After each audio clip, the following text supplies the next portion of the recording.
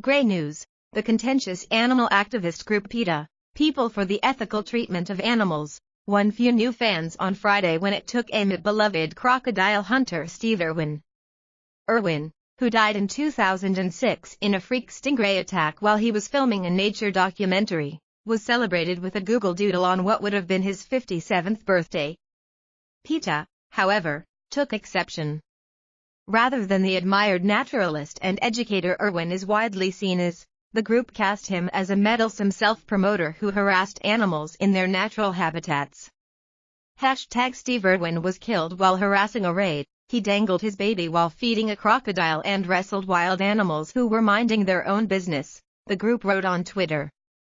Today's #Google Doodle sends a dangerous, fawning message. Wild animals are entitled to be left alone in their natural habitats. The message was not well received. Its roughly 900 retweets and 3,700 likes were dwarfed by 25,000 replies, a phenomenon on Twitter generally understood to mean lots of angry comments, rather than agreement. There have been few people who have done more for wildlife conservation and education than the Irwin family, wrote user Dave Hogg, in one of the nicer replies. You owe him an apology.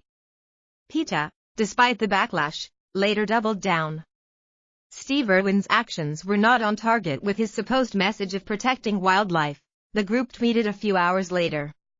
A real wildlife expert and someone who respects animals for the individuals they are leaves them to their own business in their natural homes. In a third tweet, the group wrote that it's harassment to drag exotic animals, including babies taken from their mothers, around from TV talk shows to conferences and force them to perform as Steve Irwin did. These follow-up tweets were not any better received than the first, garnering almost 5,000 replies to fewer than 200 retweets and about 1,200 likes.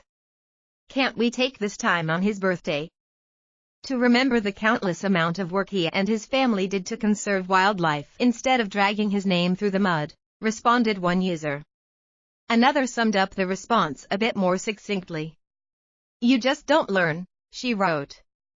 Copyright 2019 Gray Television Group Incorporated. All rights reserved.